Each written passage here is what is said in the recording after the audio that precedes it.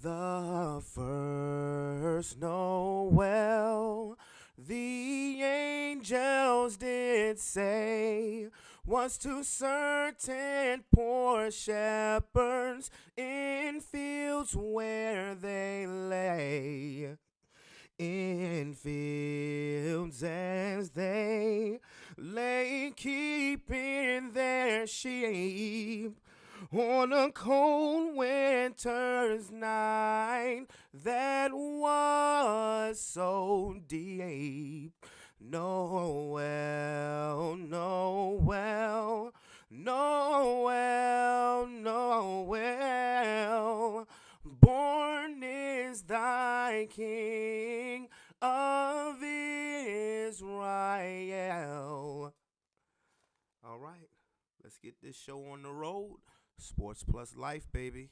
It's podcast day.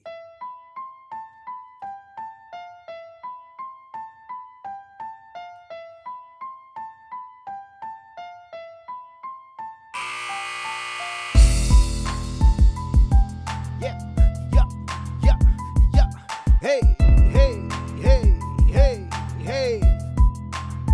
What's going on, people?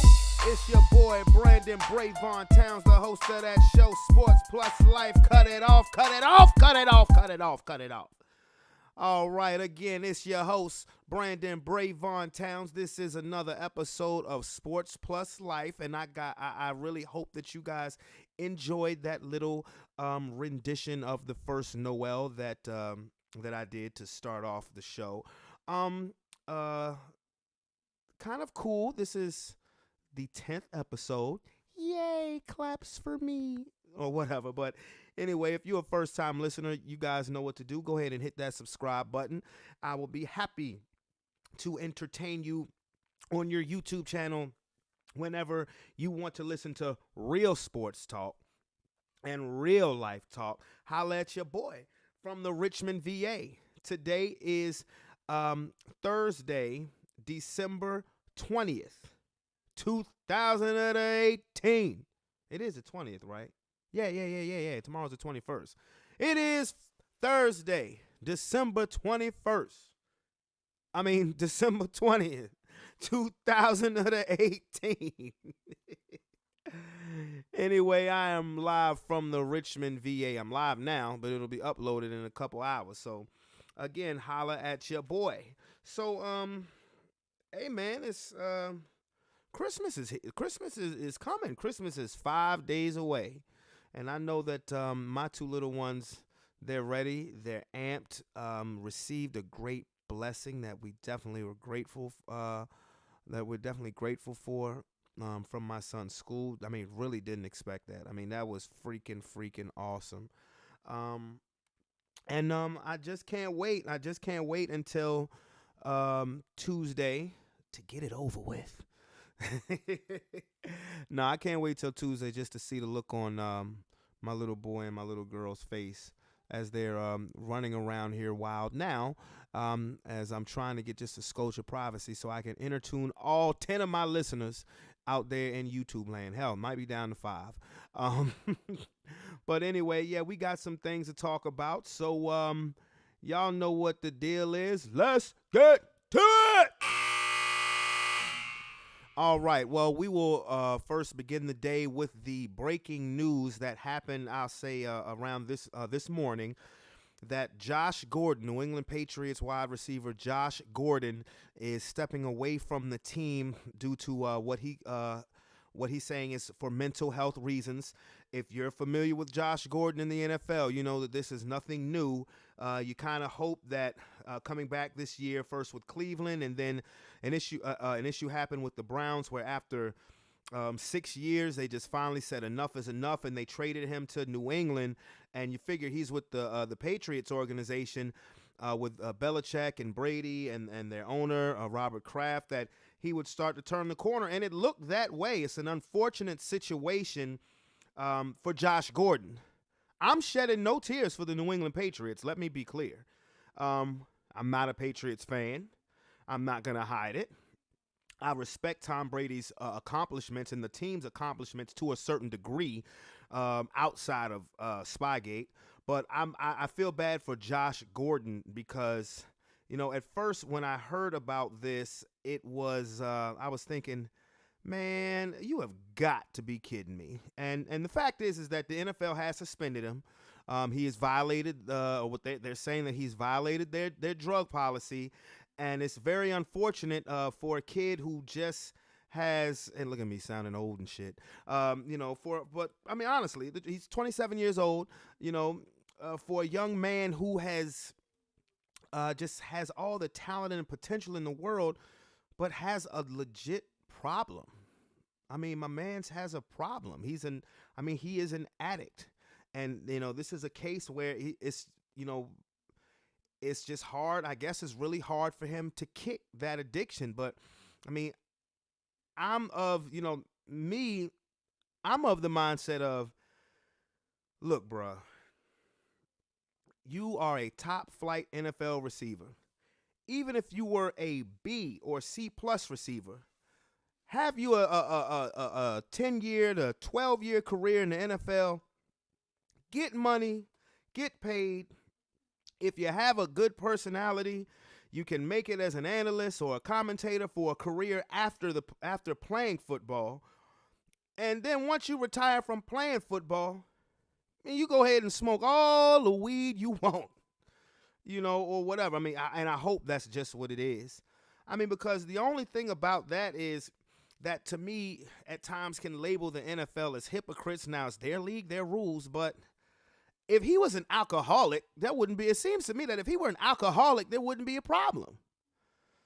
If he was a drunken wide receiver, that wouldn't be an issue. Why? Because the NFL has deals with alcohol companies. And it's been that way for decades and decades, and it ain't going to change. I would love to see the day that the NFL signs a deal with a dispensary. I'm serious. That would put a smile to my face, because now we're actually on a level playing field. I think that they should lift a marijuana ban. That's just my opinion, because like I said, if he were an alkie, this wouldn't be a problem. And from what I've heard watching documentaries, on other players, is that weed takes the pain away. Weed is nothing more than a healing plant. So I mean, I don't see what the issue is. I mean, but it's their league, their rules. And like I said, I hope that's it. Now, if you talking about meth and coke and crack and, pills and all that stuff, now that's a whole different ball game. But again, New England Patriots star wide receiver Josh Gordon has taken a leave of absence and has been suspended. You don't know what the league is going to do or what his punishment will be, because this isn't been an ongoing thing with Josh Gordon. Unfortunately, he has a very very checkered timeline as far as this happening with him. There was a point in time where a lot of people thought that Josh Gordon was the best wide receiver in football, and honestly, rightfully so. I mean, when on the field, he is an animal of a wide receiver. I mean, let's check out the timeline. 2013, he led the NFL in receiving yards and only played in 14 games, and he had over 1,600 yards. That gives you an idea. And he was playing with the Browns. The Browns. This is before Baker Mayfield. Now, granted, the Browns weren't 0-16 Browns, but the Browns have been pretty crappy for a long time. So then, 2014, he's suspended. He's suspended twice. He misses a total of 11 games due to 2 suspensions. In 2015 and 2016, did not play due to violations of the league's substance abuse policy. And then last season, 2017, reinstated by the NFL on November 1st. He played in 5 games. This season, during training camp, July of 2018, missed part of the Browns training camp for mental health reasons. And finally, on September 17th, Cleveland said they had enough. They traded him to the Patriots. And today, he's announced his departure from football to focus on mental health. This has been the Josh Gordon timeline. Now, again, why do people keep giving this guy a second and third and fourth chance? Because he is. If Josh Gordon was a regular on the football field, he'd be right up there with Julio Jones and Antonio Brown and Odell Beckham. He's that good. But you keep getting suspensions, you keep having to walk away from the game, time is of the essence. You're 27 years old still, but you've already wasted away pretty much the last 4 or 5 years of your career. You've barely been on the field. This is the most that Josh Gordon has been on the field. This is the most that he's been on the field since 2013. Since 2013. Josh Gordon played in 5 games in 2014. He played in 5 games last season. So ever since 2013 to now, Josh Gordon has played in 10 regular season games. Up until this point, up until this season, he had played in 10 regular season games. That's it. That is it. And as far as the Patriots go, man, you talking about the worst time to have your best receiver leave the team.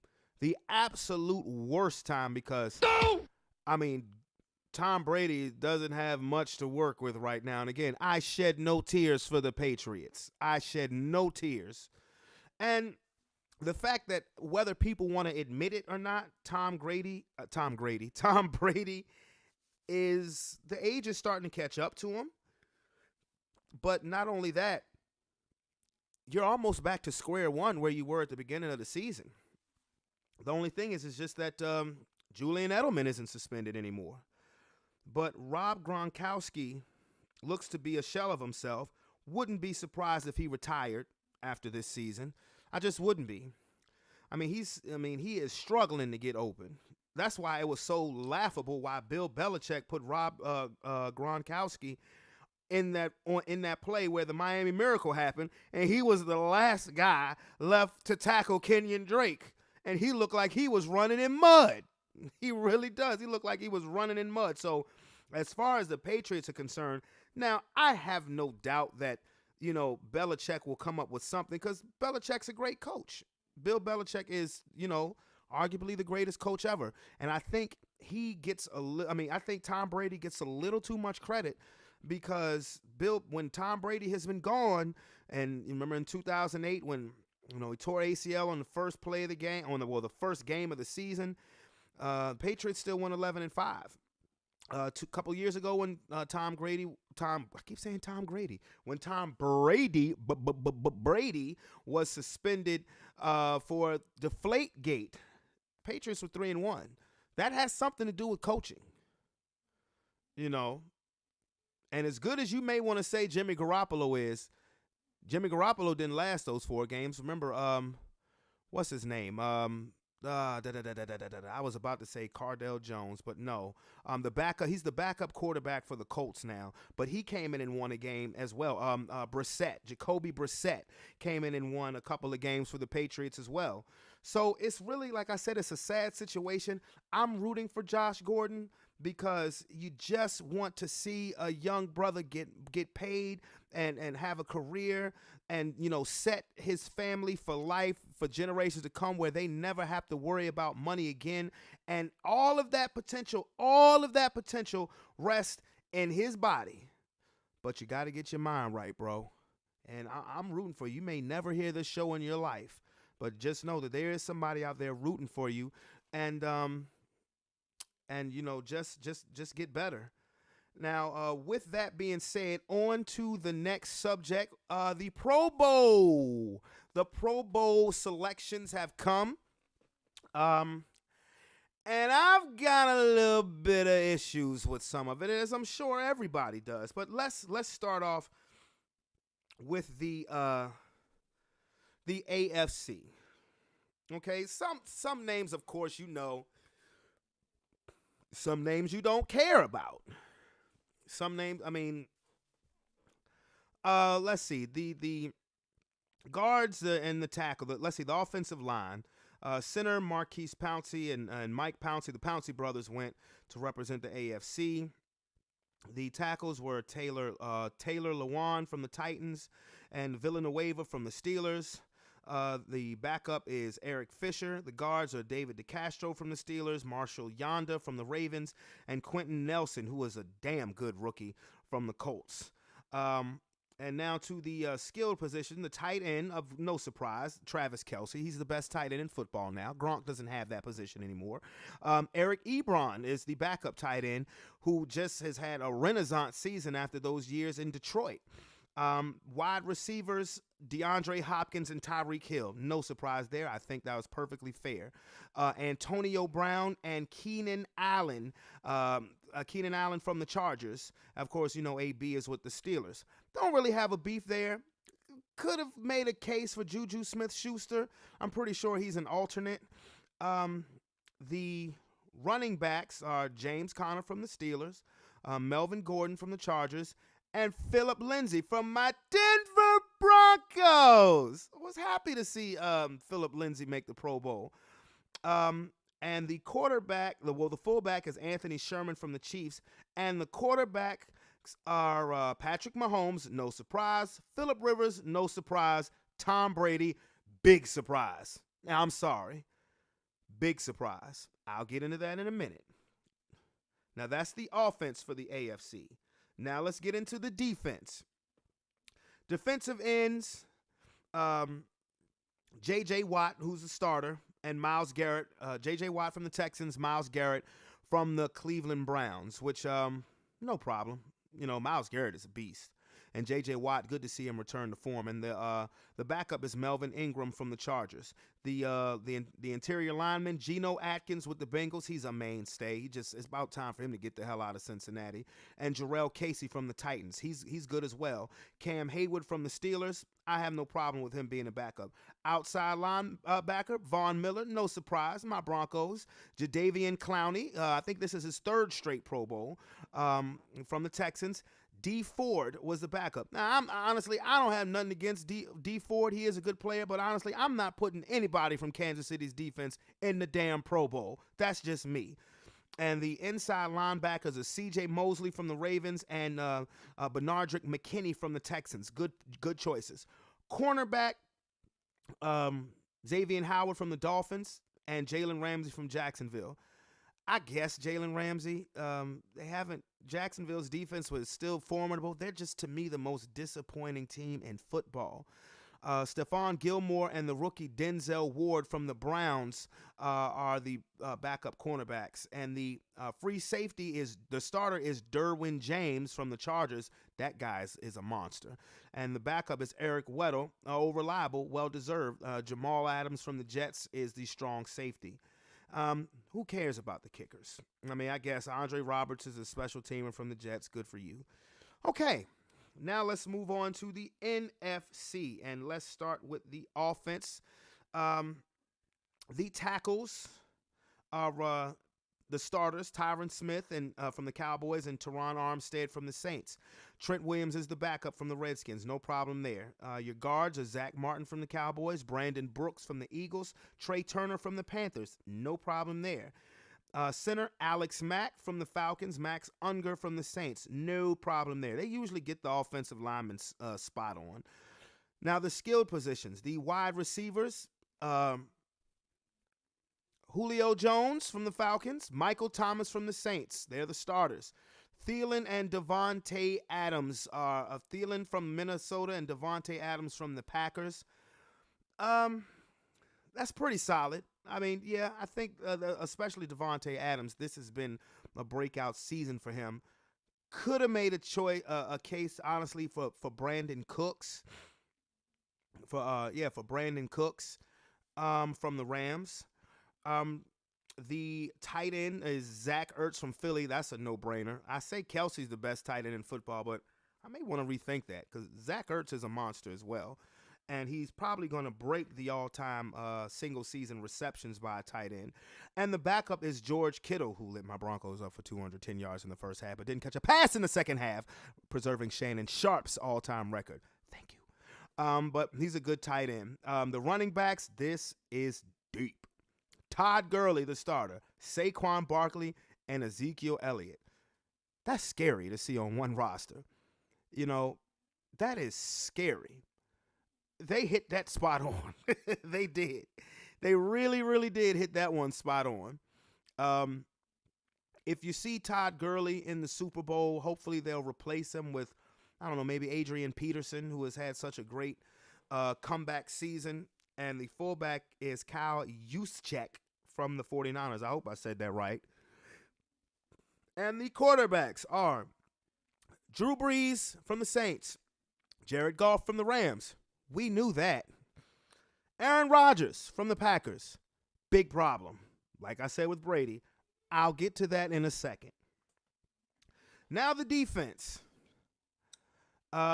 Defensive end, Cam Jordan from the Saints, DeMarcus Lawrence from the Cowboys. They're your starters, no problem. Daniil Hunter, the reserve, no problem with that at all. Interior lineman, Aaron Donald with the Rams, of course. Fletcher Cox with the Eagles, and Akeem Hicks from the Bears. I would have made a case for Ndamukong Suh, who's lined up right next to Aaron Donald, but they probably didn't want to do that. But all in all, those are good picks for linemen. The outside linebackers, Khalil Mack and Ryan Kerrigan, they're the starters from the Bears and the Redskins, respectively. And the reserve is Anthony Barr from the Vikings. Inside linebacker, Luke Kuechly from the Panthers, Bobby Wagner from the Seahawks. Spot on. The cornerbacks are Kyle Fuller from the Bears and Patrick Peterson from the Cardinals. Darius Slay and Byron Jones are the reserves from the Lions and the Cowboys, respectively. I think those were great picks. Free safety, Eddie Jackson from the Bears and Harrison Smith from the Vikings. Spot on. Strong safety, Landon Collins. I guess. It's just as the Giants have just had such a craptacular year. Okay. And Tariq Cohen is a return specialist for the NFC from the Chicago Bears. Now, first of all, let me start on the defensive side. The fact that the Indianapolis Colts rookie, what is his name? He's a rookie linebacker. His name is Darius Leonard. Now, how in the hell does this kid not make the Pro Bowl? And he's leading the NFL in tackles. He's leading the whole NFL in tackles, not just the Colts, not just the NFC Central. He is leading the entire league in tackles. Kid is a monster, and he has 7 sacks. How does he not make the Pro Bowl? How? Somebody tell me. I mean, okay, we got we got Von Miller as a linebacker. I mean, I'm not even going to get into who was already selected. Okay, he was an alternate, whatever. But Darius Leonard is, I mean, we know he's going to make the all-rookie team. We know that. We don't know if he's going to win Defensive Rookie of the Year because of Derwin James from the Chargers. But how in the north, south, east, or west side of hell does this guy not make the Pro Bowl? What more can a player do to get into the Pro Bowl? What more can a guy do? I mean, this guy has been a tackling machine. I mean, Von Miller, Jadeveon Clowney, okay, I get it.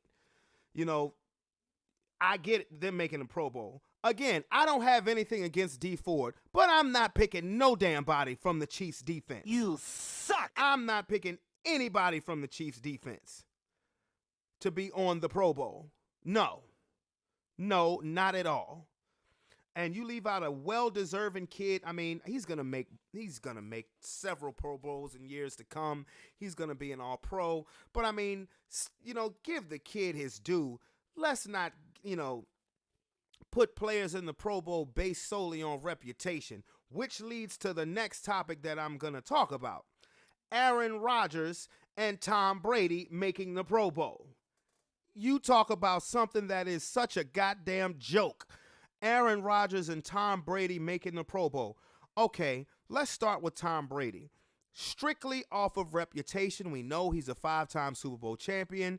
His record is 9-5. He's 41 years old. Blase, cry me a river, violin playing, all that sob-sucking shit. Okay, because how does Tom Brady make the Pro Bowl over Andrew Luck? Now, I understand that they have a better record by a game than the Colts, but have you seen, ever since Andrew Luck's shoulder has gotten healed, this dude has been sensational. He has been sensational. They have won 6 of their last 7 or 7 out of their last 8 to climb from the cellar of the AFC Central. Central. I went back in time. To climb from the cellar of the AFC South to 2 games back of first place. You're probably not going to catch the Texans, but realistically could very well make the playoffs. And a team that nobody would want to play in the first round. You keep that dude out of the Pro Bowl, he's a shoo-in for comeback player of the year. We know this. But Andrew Luck should have been in the Pro Bowl well ahead of Tom Brady. No! Again, based off of reputation, Tom Brady's had an year, especially by his standards. And the simple fact that the AFC East has been a joke. The AFC East has been a joke for the better part of the last 20 years. You suck! And it's been a free pass. We all know that he's going to get at least 5 victories out of the 6 division games that he plays. He might lose once in a while to Miami, maybe. Or maybe the Jets might shock him once every 4 years. Other than that, Tom Brady sleepwalks through the AFC East. Ain't going to be no extra reward for that. No. And if he shouldn't have got in over Andrew Luck, he damn sure shouldn't have got in the Pro Bowl over Deshaun Watson from the Houston Texans. I mean, come on now. Deshaun Watson right now at this point has a better record than Tom Brady for the season. The Texans are 10-4. They're in the 2nd spot in the AFC. The Houston Texans won 9 straight games. They have won 10 of their last 11. And that guy who's been the orchestrator of it all doesn't deserve to be in the Pro Bowl. The only person who goes from the Texans offense is DeAndre Hopkins. Well-deserved, but he's the only one. I mean, come on, man. Come on. Tom Brady should not be in the Pro Bowl ahead of Andrew Luck or Deshaun Watson. That's a joke. That's purely off of reputation. You have to send Mahomes and Phillip Rivers because they're the best 2 teams in the AFC, and they deserve it. Tom Brady does not deserve the Pro Bowl for this year. I mean, he ain't going to play anyway. So, I mean, you'll probably see Andrew Luck in there anyway. And you may see Deshaun Watson based on if Mahomes or Rivers ends up in the Super Bowl. So, I mean, they'll get to play, but I'm talking about give them their initial just due. Same thing for Aaron Rodgers. It's even worse with Aaron Rodgers, to be honest with you. No! I understand he's only thrown 2 interceptions the whole season. The Packers are 5-8-1. They are eliminated from playoff contention already. So we knew that Breeze and Goff were a lock. So you put Aaron Rodgers in the Pro Bowl over Russell Wilson? You put him in the Pro Bowl over Russell Wilson? Really? Really? Russell Wilson, who has carried the Seahawks on his back to the 5th seed in the NFC playoffs, when really there were no kind of real expectations from Seattle this year? That's a joke. You put Aaron Rodgers in the Pro Bowl over him? Now, I'm not going to even try and say, Kirk Cousins or no. Kirk Cousins or even Dak Prescott. No. But Russell Wilson, hell yes. Maybe you could make a small case for Trubisky because the Bears are 10-4. They've won their division for the first time since 2010. Maybe. But definitely, you're not putting Aaron Rodgers in the Pro Bowl over Russell Wilson. How can you do that? Again, Aaron Rodgers is probably not going to play the Pro Bowl anyway. But still, give these players their initial just due. Give them their initial just due. Aaron Rodgers and Tom Brady made it to the Pro Bowl on reputation alone. They didn't make it because they actually did what they needed to do on the field to warrant a Pro Bowl. Andrew Luck has balled out. Deshaun Watson has balled out. Russell Wilson has carried his team. You know, the only crazy thing about Andrew Luck is that the Colts could win out. They could finish 10-6 and still not make the playoffs.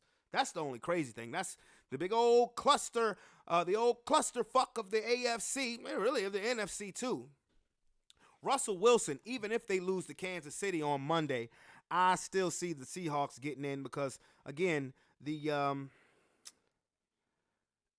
sixth seed, the last wild card spot right now is held by the Vikings at 7-6-1, and the Seahawks did beat the Vikings. So tomato.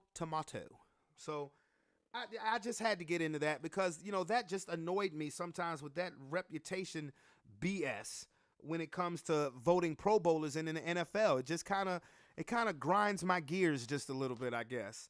So that's all that I'm gonna say about the NF of the L. So I guess I can get into basketball a little bit. Again, I'm trying to keep basketball incorporated, even though I'm gonna be honest with you. Personally, I'm really not that interested in the season as of yet. The Western Conference changes number one teams right now more than people change their underwear right now, more than people change their drawers. Toronto looks impressive. Milwaukee looks impressive in the Eastern Conference. Boston is getting it together. And the Lakers have lost 3 out of 4 games on a road trip. And LeBron got swatted when he tried to dunk last night in Brooklyn. And the Nets have won 7 straight games. Big props to Brooklyn. But what I'm noticing with the NBA, and I guess it's so talked about because maybe these sports writers and sports shows actually see it from my view that it's really so early in the season to really try to determine or get excited about anything unless there's a catastrophic injury, and we really hope that doesn't happen to anybody on any team. But what I'm noticing is that the attention is getting paid to free agency. We're only a quarter of the way through the season. And probably since about the 3rd to 4th week in the regular season, all we've really heard about is potential trades and free agents for 2019 or 2020. Because now the talk is Anthony Davis. Anthony Davis, or will Anthony Davis go to the Lakers, or will he go to the Celtics, or will he stay with New Orleans? I don't give a damn personally. I really don't. You know why? Because it ain't happening today. It ain't happening tomorrow. If the Pelicans are smart, it ain't going to happen this season. If the Pelicans are smart, it ain't going to happen at all. If you want to get technical with it, yeah, Boston has the more assets. Boston has the assets where they should be able to get anybody they want with all of the players that they have, all of the commodities that they have. Now there's such fear in Laker land that Clipper land may land KD and Kawhi Leonard that it's now, you have to get Anthony Davis with LeBron. You have to get Anthony Davis with LeBron. I don't care if you have to give up Lonzo, Brandon Ingram, and Kyle Kuzma. Shit. I repeat, shit. And people might disagree with me when they say, well, that's Anthony Davis. Shit. Correct me if I'm wrong. And yes, Anthony Davis is an amazing, amazing, amazing player. But people are saying that the Lakers should give up Lonzo Ball, who's played much better this season, Kyle Kuzma, who looks like he's going to be an all-star very soon, and Brandon Ingram. I can't do that. I can't. I can't. I'm just telling LeBron is just going to have to develop the young guns. 'Cause I can't do that. I'm not giving up Lonzo, Kuzma, and Brandon Ingram for Anthony Davis. I'm not doing it. I'm not doing it. I will give you Brandon Ingram. I'll give you Brandon Ingram, draft picks for the next 3 to 4 years, because I'm not giving up Lonzo Ball, because you only have Rondo to a 1-year deal. And I'm not giving up Kuzma, period. And I'm not giving up Josh Hart either. No. You know, one of the things that I respect most about the Golden State Warriors and the San Antonio Spurs, particularly in this version's NBA, this I want to build a super team quick as shit version of the NBA, is that those two franchises actually sit there and develop their players. They actually develop their players. They draft smart, they develop smart, and look what they have. The Spurs, not so much this year, but that's been their mainstay. I mean, they drafted Duncan, Parker, and Ginobili and molded them all. You know, Kawhi Leonard, even though, he's not there anymore, but just like the Golden State Warriors. Steph, Draymond, Clay, Harrison Barnes, who was with them for the first title, all drafted and developed by that team. So I don't have a problem if Magic Johnson sits back and says, you know what, I'm not getting rid of none of them. If he wants to sign with us during free agency, he will sign with us during free agency. I'm not getting rid of none of them. If that's me, that's just me. Now, if I absolutely had to get rid of somebody, it would be Brandon Ingram. It would be Brandon Ingram, and honestly, he's the one that people say has the most potential. I just haven't seen that yet. He's been good. He's been all right. But the steal was Kuzma. The steal was Josh Hart. And that didn't surprise me at all. Josh Hart was an All-American. He was the National Player of the Year his last year at Villanova. It's just now a curse if you do 4 years in college. That's like a buzzkill. And they're actually the more developed and ready players coming into the NBA.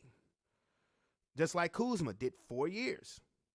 And he's a more developed player. It's no surprise that Josh Hart and Kyle Kuzma are playing better than Lonzo Ball and Brandon Ingram. That's no surprise. They're ready. Now, I think Lonzo Ball is ready now, and I don't think he had a bad rookie season. But if it's one player that I am trading, it'll be Brandon Ingram. It won't be Ball, Hart, or Kuzma. No way in hell. No way in hell. But that, to me, seems to be more of the focus of the NBA this year rather than actual basketball on the court. Because, honestly, at this point in time in the season, why? Because everybody can say it. It doesn't just have to be me. Nobody gives a damn right now. It's December. I'm going to keep on saying it's December. I'm going to say it's January. I'm going to say that until the All-Star break. Then let's get serious. And by that time, the Golden State Warriors will be pretty fully loaded and healthy, and it's over. So the playoffs leading to the finals should be interesting. But other than that, the Warriors got this. And deep down in our hearts, we all know that.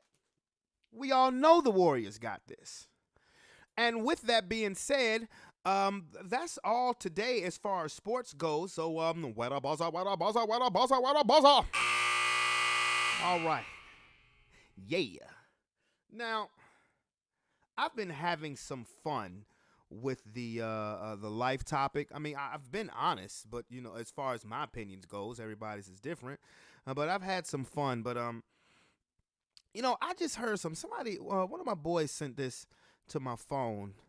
As far as something that Cardi B said. Now, I'm a Cardi B fan as far as from music goes. I think she does her thing. She goes hard.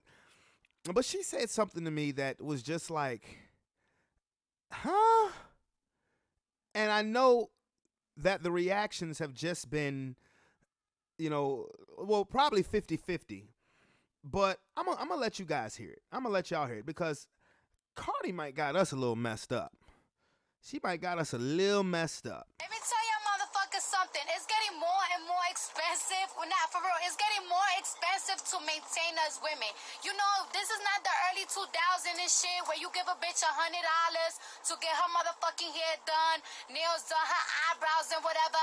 Nah. Let me tell you something. Like, bitches is not getting the $17 full set with 3 free nail design, motherfucker. Bitches want the gel set, and some hoes like me, you know what I'm saying, want Swarovski crystals. So that about there is like about $200 feet and nail. You know what I'm saying? And then the hair, this ain't no, you know, we're not in the era where bitches do the blowouts, you know what I'm saying, or the sew-ins and shit. No, a bitch want a whole full lace wig. The wig is about $800, $500. It really depends where you get it from. The installment is about, I say about $300. You know what I'm saying? $200-$300. So just on that is $1,000. So what's good? Not that. I'm gonna tell you that right now. That ain't good. Ain't nothing good about that. Yo, Cardi B, like I said, I'm a fan, but Cardi B got us messed up. She got, hey, look, if you can afford to do all of that for your lady, God bless you. God bless you. I wish you well. Honestly, if I had the money to do that, sure, why not? But let me tell you something. Each and every time that you're talking about hair and nail, you know, getting your hair done and getting your nails done, you're talking about laying down a stack. Totally. Look, let me tell you, for those people, first of all, women, don't let this girl pump y'all head up and have y'all end up disappointed. Don't let this girl, she is a superstar entertainer. She's a superstar rapper. Don't let her get y'all pumped up thinking that that's the protocol. Because if that's what you think, boy, you got the game fucked up. I'm going to say that. First and foremost, you got it all fucked up. Because first of all, why are we spending $1,000 on getting hair and nails did? Why? We want you to look good, yeah, but really? They want the whole lace front? The whole lace front? Bruh, look. That's all I really got to say about that. Y'all you are tripping. You are tripping. Drip that shit. No. What about a person who, you know, loves their woman unconditionally, but happens to be, you know, check to check? It happens. It does happen. So all of a sudden, what is he? Is he a scrub? Is he a lame? Is he a scrub? Is he a lame? If he can't spend a stack on you to get your hair and nails did, man, look, then you know what? That's just what they'll be then.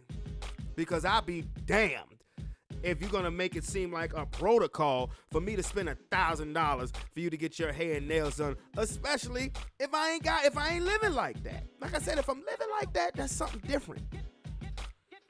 But I'm not gonna lie to you. $1,000 on hair and nails is a waste of damn money. You want to get your nails did? It ain't gonna cost you $300-$400 to get your nails did. Hey, I got a homeboy to holler at my man's Tim. He'll get you right, and he won't kill your pockets to do it. I promise you that. He'll get you right, and he won't kill your pockets to do it. Okay? So she's tripping. She's tripping. No, you know, and she's talking about it ain't like the early 2000s when you could pay $100. Guess what? It ain't like the early 2000s because it's in the later 2000s and the shit still happens. Why? Because it's affordable. Get over yourself. Get over yourself. And like I said, ladies, don't let that soup you up where her fans and followers are clinging to her every word and thinking that that's gospel like the Beehive does. I don't have nothing against Beyonce, but some of the people from that quote unquote Beehive is just absolutely damn ridiculous. What she says ain't law. What Cardi B says, especially as far as that goes, ain't law. You can have that shit. Call me and somebody could comment and say sounds like you broke, whatever. I don't give a damn what you say. I really don't. Because you don't know what's in my pockets. You don't know what bills I pay. and you don't know where I live or how I'm living. So that I just found that to be highly entertaining, highly funny, and and you talk about and to women that sit there and say, that's right.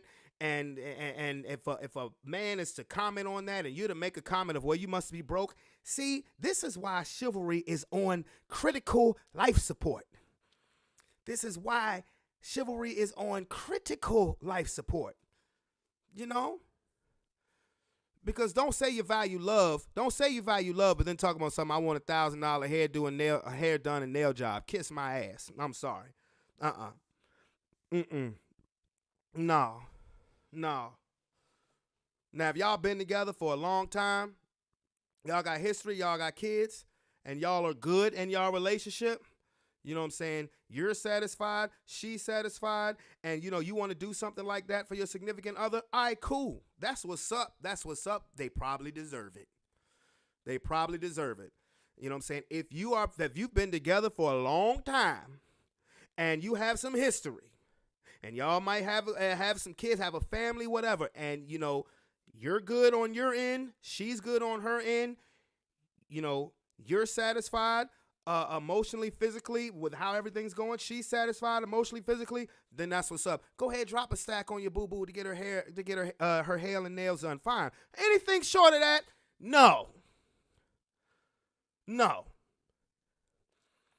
Because whether we realize it or not, we paying for it anyway. If that's the case, we paying for it anyway. If you pay the bills, if you buy the food, you know what I'm saying? If you handling your business as a significant other, as a man, you paying for it anyway, whether you realize it or not. Now, you want me to throw an extra stack? You want me to throw an extra stack so you can walk around with some goddamn platinum purple hair or some shit like that, and little crystals in your nails? Crystals in your nails usually come with ratchets. Who usually end up getting into a fight and messing them crystals up. What I'm paying $400, $500 for that for? Man, you done slipped and bumped every piece of your goddamn head. You really, really have. You are tripping beyond the highest level of tripsivity. Man, now I just wanted to touch on that for a little second. Now, with that being said, let's have a little fun. Ladies, gentlemen, what is the favorite hairdo? What is your favorite hairdo to see your lady in? And ladies, what is your favorite hairdo to have? I mean, let's just be honest. Of course, leave your comments below on YouTube. I'm on Facebook Live right now, so whichever.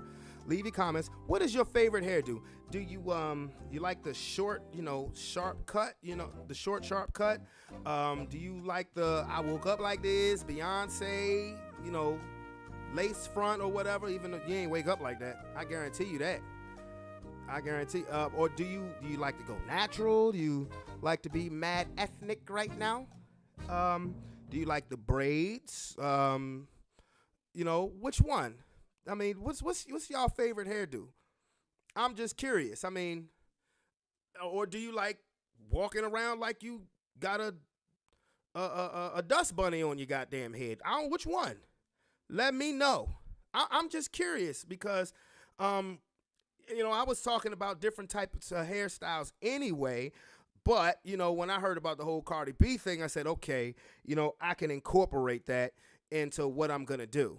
So I'm just curious, ladies, let me know just what's your favorite do, particularly around this time of season, around the Christmas time, around Christmas time. What's your favorite do?